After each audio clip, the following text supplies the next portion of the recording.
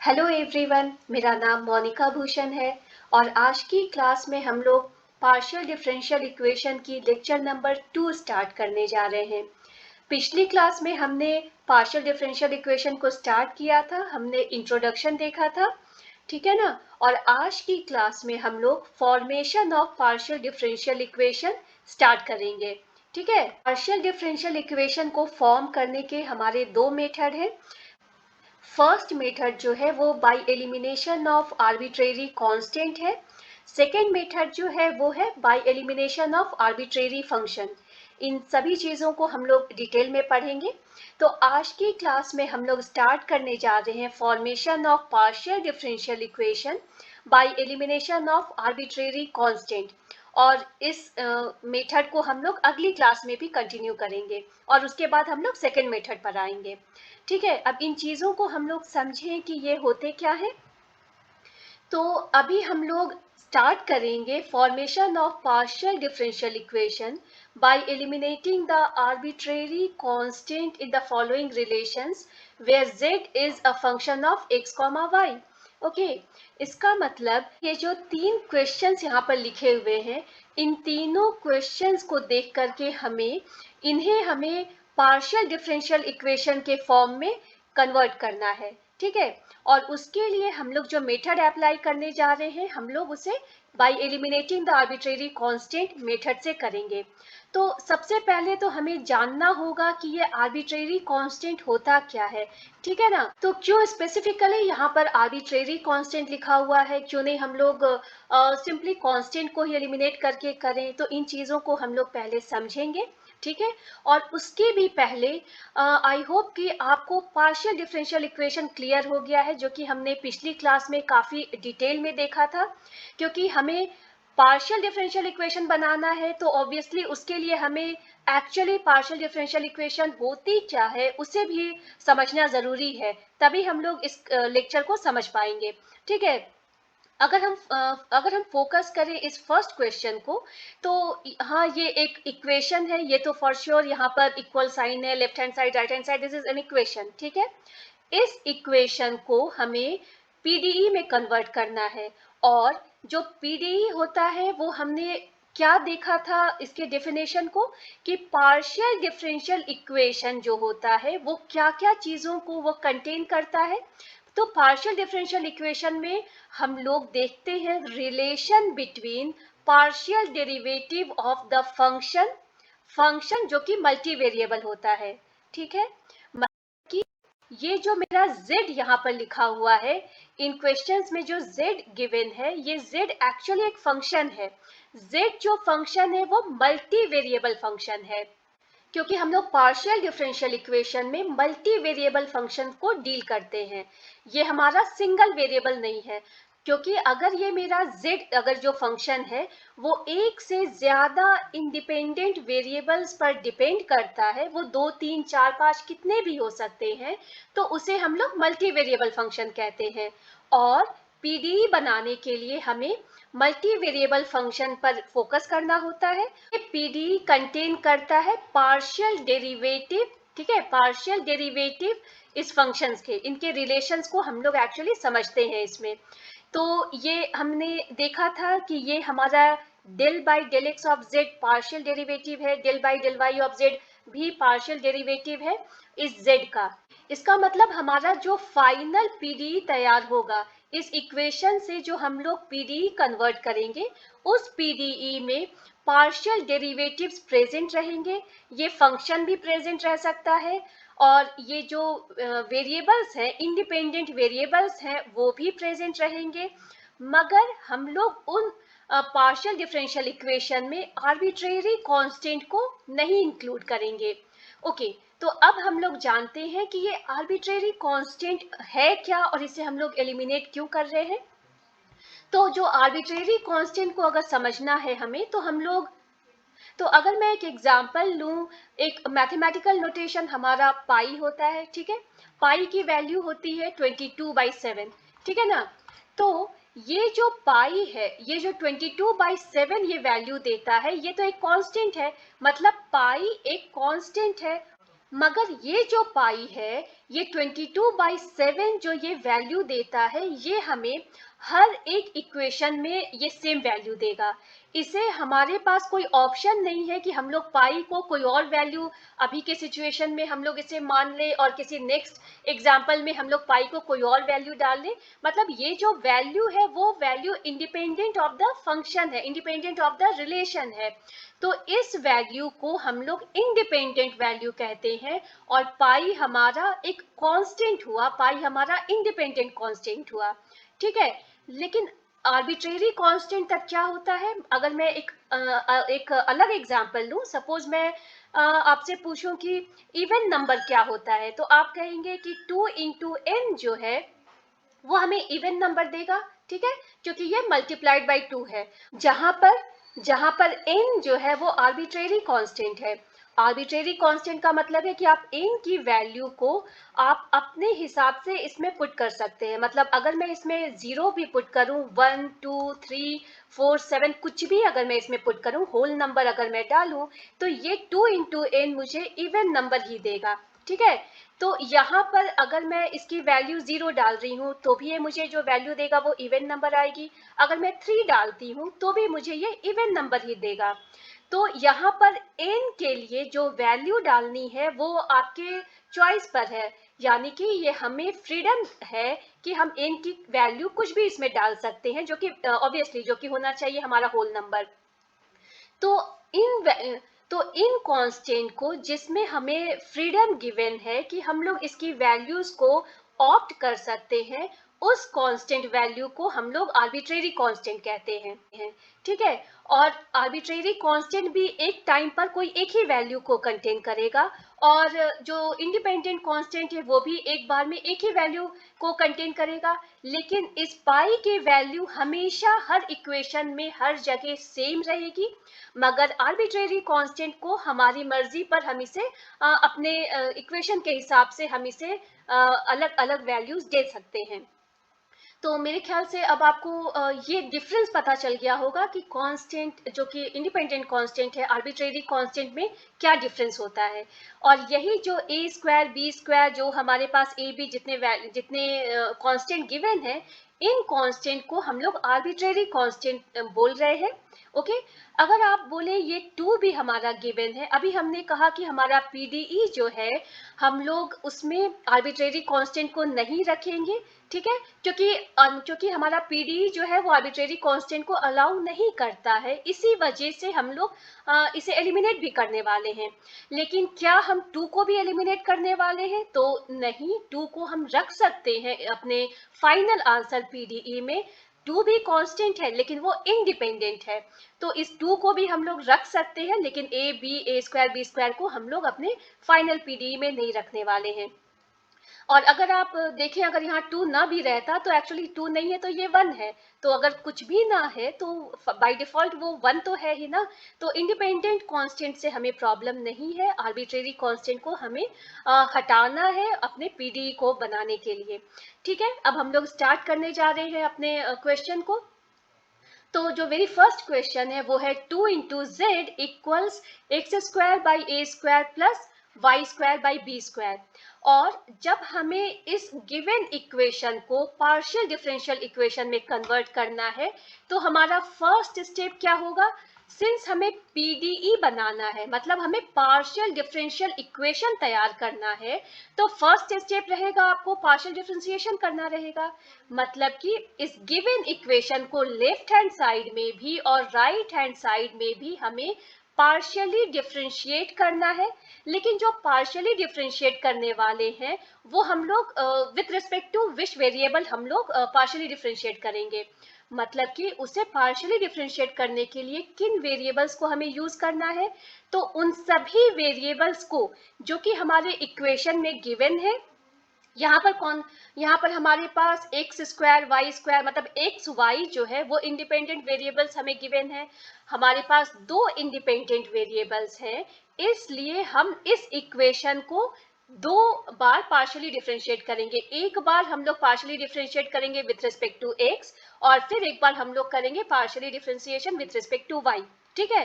तो वही हमारा फर्स्ट स्टेप है। तो अगर हम इसे विथ रिस्पेक्ट टू एक्स अगर हम लोग पार्शियली डिफरेंशिएट करने जाएं तो हमें क्या करना होगा, लेफ्ट हैंड साइड में भी हमने del by del x of जो भी हमारा गिवन है 2z है, ठीक है, और यहाँ पर भी del by del x of जो भी गिवन है X square by A square plus Y square by B square है। तो ये हम निकालने जा रहे हैं, यही मेरा फर्स्ट स्टेप है।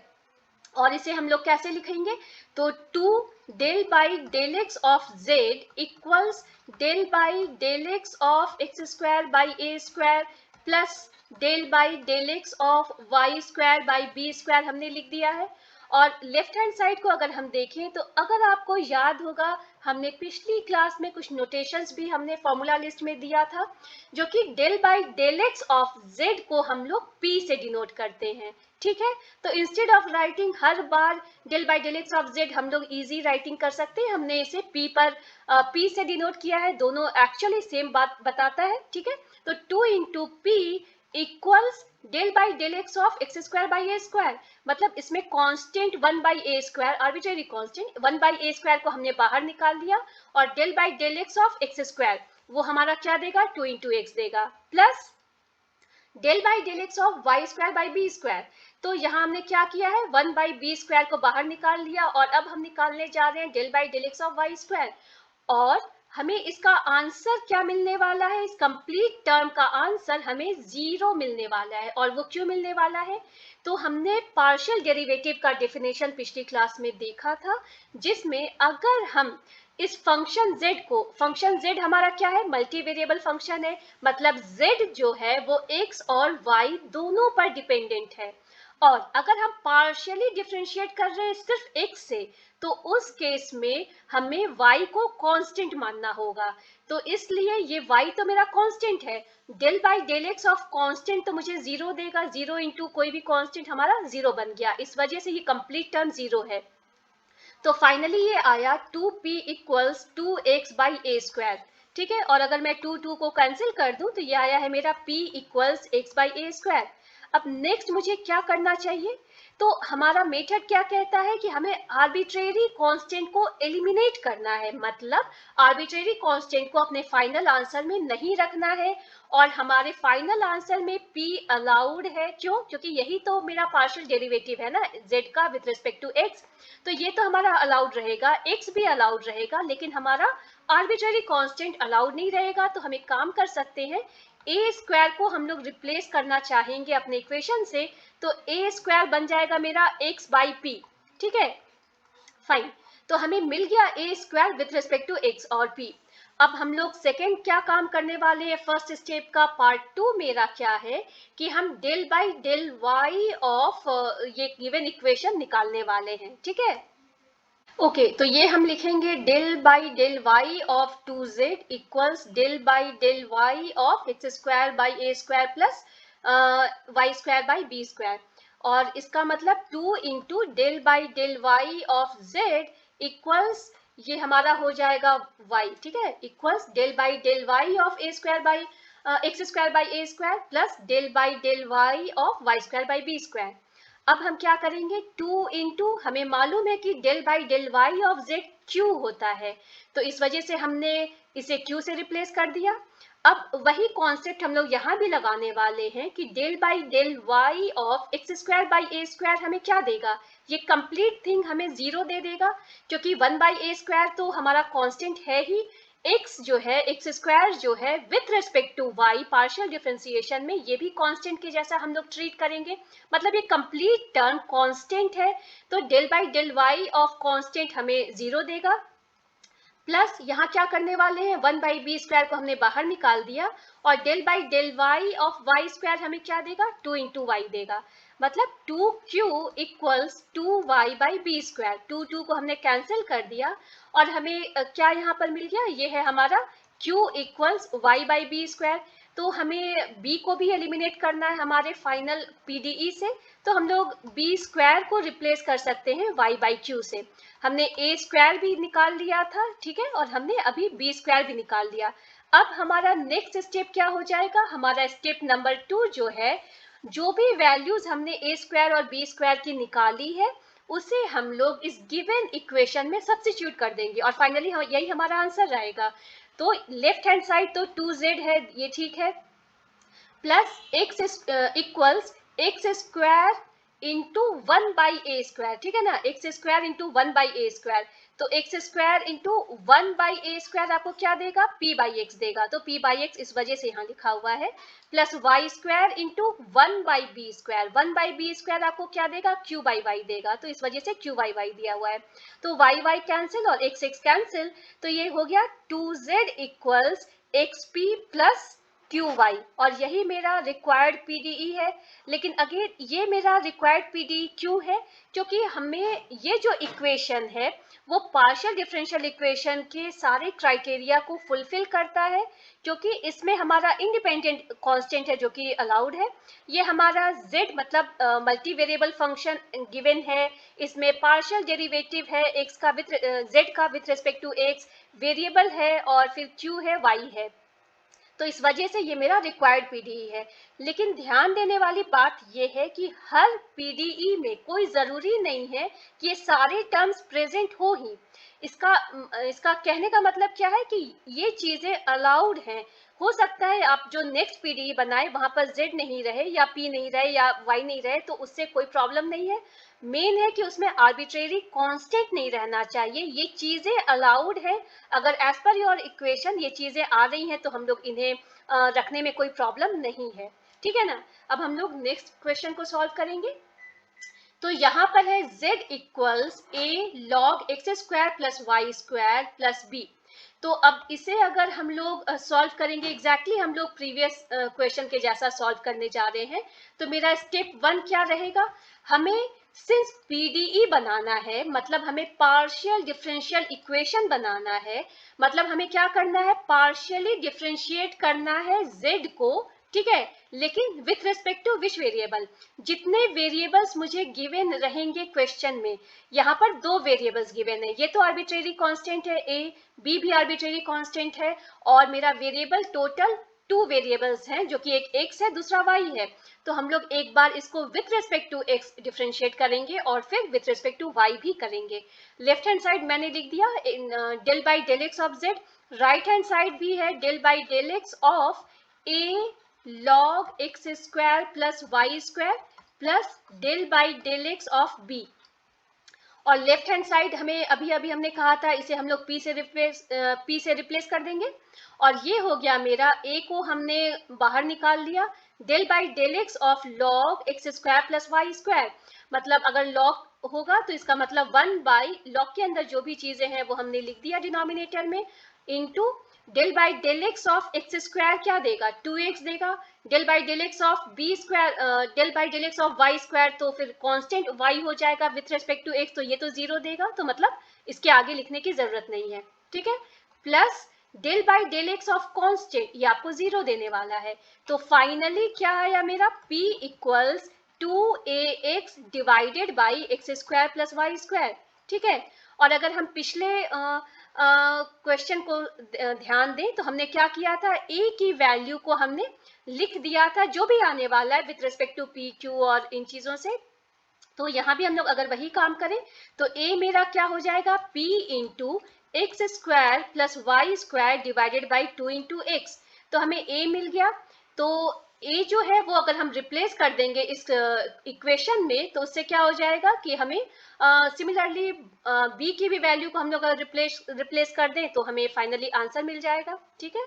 तो अब नेक्स्ट मेरा स्टेप क्या है, नेक्स्ट अब हम करने वाले हैं del by del Y of Z. Del by del Y of Z का मतलब क्या है, अगर हम यहाँ पर ध्यान दें तो ये इक्वेशन हमारा क्या है, del by del Y of a into log x² plus y² plus del by del Y of b।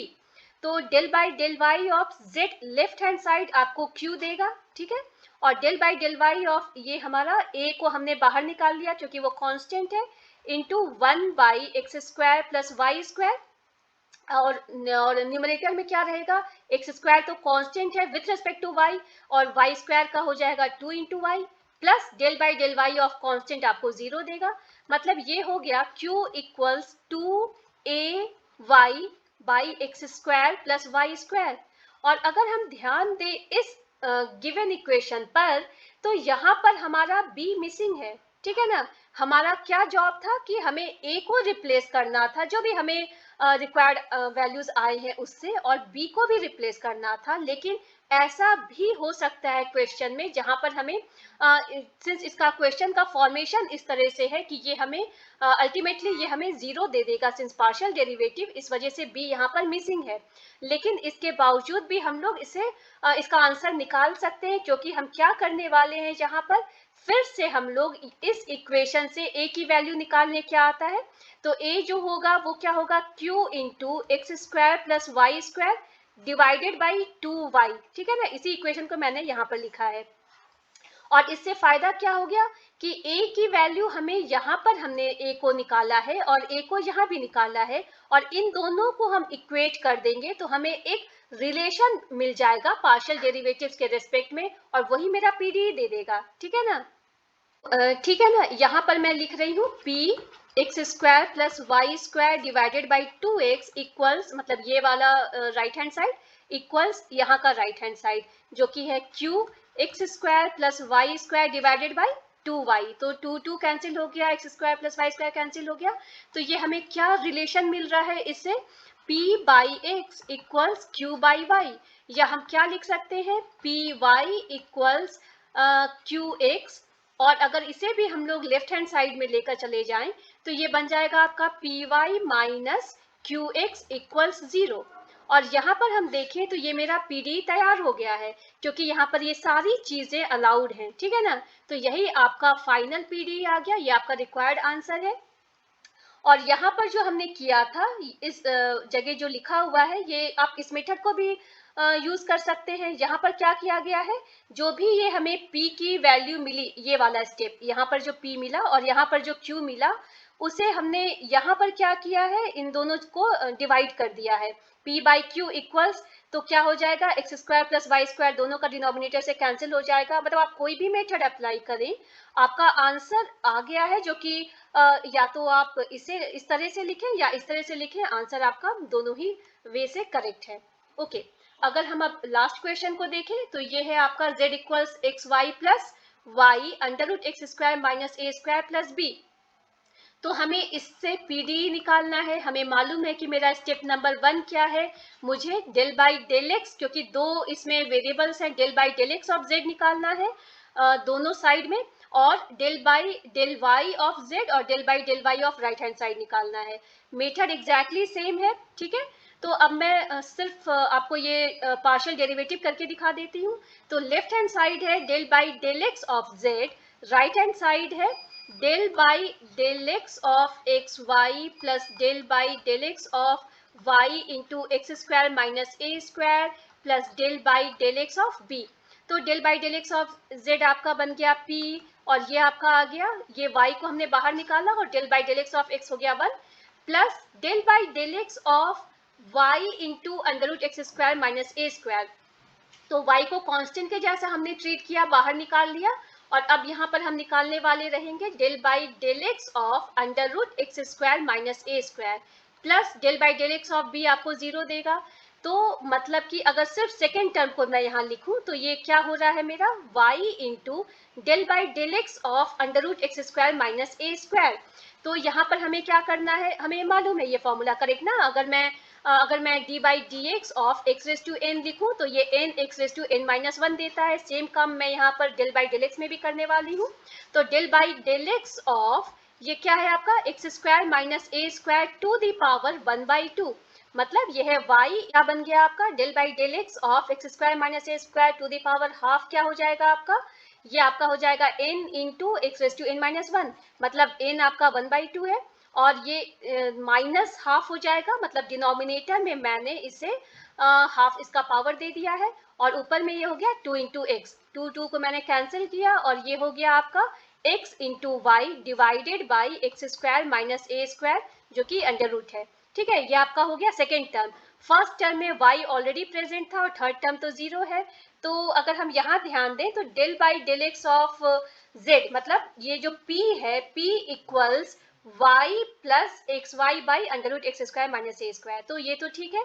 अब अगर मैं इसे पार्शियली डिफ्रेंशिएट करूं विथ रिस्पेक्ट टू y, तो ये आपका क्या बनेगा, यहाँ पर आप ध्यान दें।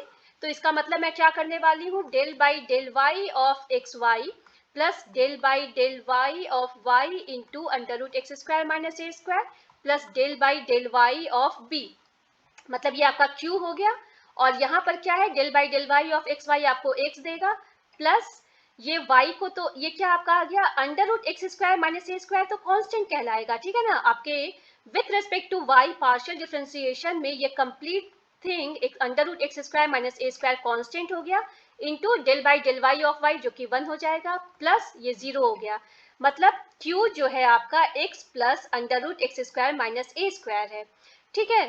फाइन, अब हम क्या करने वाले हैं, हमें सिंस फर्स्ट इक्वेशन यहाँ पर हमें मिला है और सेकेंड इक्वेशन यहाँ पर मिला है, अगर हम इन दोनों इक्वेशन को ध्यान दें तो बेसिकली इस क्वेश्चन में भी हमारा b मिसिंग है, ठीक है ना। दोनों इक्वेशंस में हमें a ही गिवन है। तो इसे अगर हम लोग a की वैल्यू को डालना चाहें, a इक्वल्स क्या होगा, तो वो थोड़ा कॉम्प्लिकेटेड बन जाएगा। तो इस वजह से हम लोग इसे देखकर समझ सकते हैं कि दोनों इक्वेशंस में under root x square minus ए स्क्वायर है। तो अगर हम under root x square minus ए स्क्वायर की वैल्यू को इस इक्वेशन से निकालें और इस इक्वेशन में डाल दें तो हमारा आंसर थोड़ा सिंपलर वे में आ जाएगा। तो अगर ये इक्वेशन नंबर 2 को मैं फिर से लिखूं तो ये क्या हो जाएगा आपका, p minus Y equals x Y divided by under root x square minus A square, ऐसा मैं कर सकती हूँ, ठीक है। और उसके बाद हम लोग क्या कर सकते हैं, यहाँ पर हम लोग यहाँ पर under root x square minus ए स्क्वायर को लिख सकते हैं x Y divided by P minus y, ठीक है। और इसी एक्स स्क्वायर माइनस ए स्क्वायर को अगर हम यहाँ डाल दें तो ये क्या हो जाएगा, इसे मैं अगर लिखूं q माइनस एक्स, क्योंकि x को अगर मैं लेफ्ट हैंड साइड में डाल दूं, q माइनस एक्स इक्वल्स ये कंप्लीट थिंग, मतलब कि x Y divided by P minus Y. ये टोटली आपके ऊपर है किस तरह से आप इसे सिंप्लीफाई करना चाहें। अगर करेक्ट किया है तो आंसर हमारा सेम आएगा, सही आएगा। तो हम लोग इसे लिख सकते हैं q minus x into p minus Y equals x y. इसे अगर हम चाहें तो पी क्यू लिख सकते हैं, p q minus y q मतलब q y minus p x plus ये हो गया आपका x y equals x y दोनों जगह से कट जाएगा। और आप इसे लिख सकते हैं p q equals q y plus p x. तो ये मेरा रिक्वायर्ड पीडी कहला सकता है, क्योंकि यहाँ पर हमारे सभी अलाउड थिंग्स ही गिवन है, कोई आर्बिट्रेरी कांस्टेंट नहीं है। और जिस भी तरह से आप इसे सिंप्लीफाई करें ये आपका आंसर यही आना चाहिए। तो यहाँ पर हमने क्या किया है, हमने इसे ओके ये तरीका आंसर आया है मेरा, p q equals x p plus y q. यहाँ पर आपका आ गया पी क्यू, ओके ये पी क्यू है, ठीक है ना, ये p q equals q y plus p x. तो दोनों आंसर्स सेम है। फाइन, इस तरह से हम लोग सॉल्व करते हैं इन तरह के इक्वेशंस को। लेकिन जो हम लोग अगली क्लास में जिन इक्वेशंस को देखने वाले हैं उन इक्वेशंस में बेसिकली हमारे पास थोड़े डिफरेंट, तो अगली क्लास में जो हम लोग प्रॉब्लम्स लेने वाले हैं वो थोड़े अलग रहेंगे इन प्रॉब्लम्स से। मतलब अगर आप ध्यान दें तो आज के जितने भी प्रॉब्लम्स हमने सॉल्व किए हैं उसमें total number of independent variables जो कि x y, total number of independent variables same है total number of arbitrary constant के। ओके और हम लोग अगली क्लास में जिन क्वेश्चंस को लेंगे उसमें हमारे total number of arbitrary constant ज्यादा रहेंगे total number of independent variable से। तो वो अलग तरह का क्वेश्चंस हमारा रहेगा, ठीक है। तो अगर आपको ये क्लास यूजफुल लगी हो तो प्लीज लाइक एंड सब्सक्राइब करें मेरे चैनल को। Thank you.